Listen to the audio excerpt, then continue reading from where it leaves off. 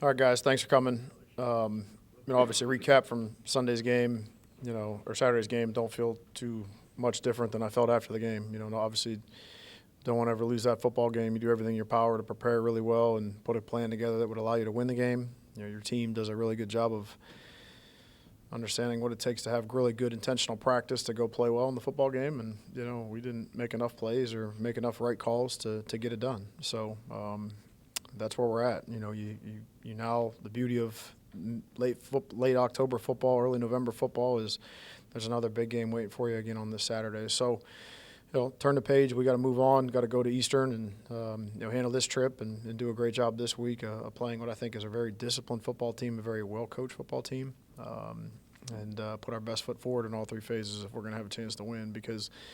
I think if you look back in January and February and what your team talks about or where you want to be at, you want to be playing meaningful games in November, and, that's what's staring us in the face right now. So I got to have a great week and do a good job this week of, crossing T's, dotting I's on a plan, and like I said, go put our best foot forward. Jason, the common denominator in these losses have been turnovers. How disruptive is a turnover? I mean, not all turnovers aren't necessarily created equally, but how disruptive is that to when you throw the ball? Yeah, I mean, I think that any game that you watch in any level of football, that's going to have a major impact. I mean, there's a Monday night game tonight. The momentum will change and swing drastically based off of that. Whether it's a fumble, whether it's an interception, something happens in the kicking game. And I think what we view turnovers as, too. Like you look back at Northern Illinois' game, we had an unusually large amount of fourth down stops. Those are like turnovers too. So, we aided momentum swings in that football game from those, getting those on defense.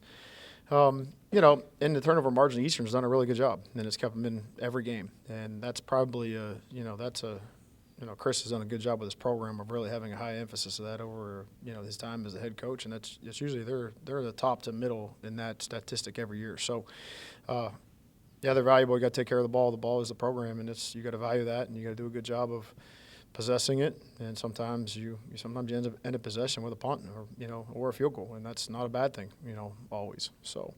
Got to do a good job taking care of it, and we got to try to find a way to create some of them too. That's what I wanted to ask next. Go to the defensive side. I mean, is creating turnovers for the defense, is that just as important as preventing points and preventing them from moving the ball? It is, but I don't think, you can practice all the drills that you want to practice. I mean, I've had years where, we've practiced turnover circuits every day until we're blue in the face, and we don't get any. And there's other years where we've kind of we've dialed back on that, and we have, 3 interceptions in a game or 2 forced fumbles in a game. I watched a ball get intercepted yesterday in an NFL game that went off the helmet of a D lineman.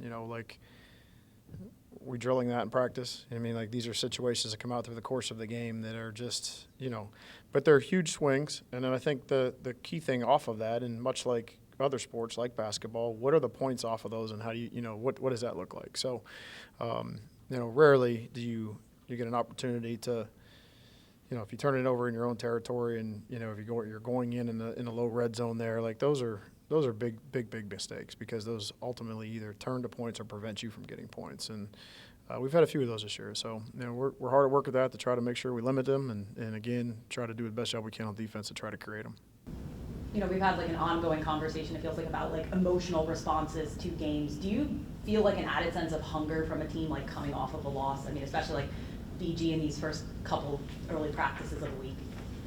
I mean, again, it's always about the response to me. It's always about the lessons that can be learned. And, I learned that lesson. Well, you've learned a lot of lessons in your life. It doesn't mean those situations aren't going to come up again in your life. I mean, that's why this is the greatest game there is, because this is a team. And when I make a mistake, other people are affected by it. When a player makes a mistake, other teammates are affected by it.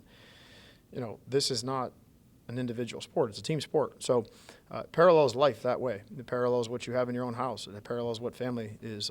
That is all – it all ties together. So, yeah, we've had a great response to an adverse situation early on in the season, but that has nothing to do with this week. We didn't learn a lesson, put it away, and say, hey, we're never going to make that mistake again. So what it will require is a great week of practice, and, we can't lose sight of that. on tape, I guess, what stands out about Eastern, like offensively? I know you talked about like defensively them getting takeaways, but Yeah, I think they're getting great balance from their quarterback and their run game. You know, they've really improved their roster from a transfer standpoint of things. You know, the quarterback transferring in has helped them. Running backs that transfer in that's helped them. You know, really good receiver that's transferred in that's helped. Two good receivers that transferred in that have helped them. So they're getting production on offense, and it's balanced. It's solid in the run. It's solid in the pass. You know, and they're able to keep the other teams on their heels. They've had a lot of plays, which leads me to believe that they're dictating the pace of the game and being able to play with some tempo that way to try to keep your defense on its heels. Always sound in the kicking game. Always have a game-changing play throughout the course of a football game that way in their wins. And like I said, I think they've been really solid on defense, and creating turnovers have been a big thing. Saturday, I assume most people probably think it'd be a close game, two evenly matched teams. How big of a weapon is Kunan in a game like that? I mean, Dylan's done a great job. I mean, he's come in here, and unfortunately we lost Luke. And Luke's an all-conference player, and you're not counting on. Not too many places are counting on their backup kicker to step up and do what this kid has been able to do. So, far from a finished product. Really happy, and he's been a bright spot for us. And he's got a lot of confidence right now. We've got to keep him in that lane and keep him going that way. So,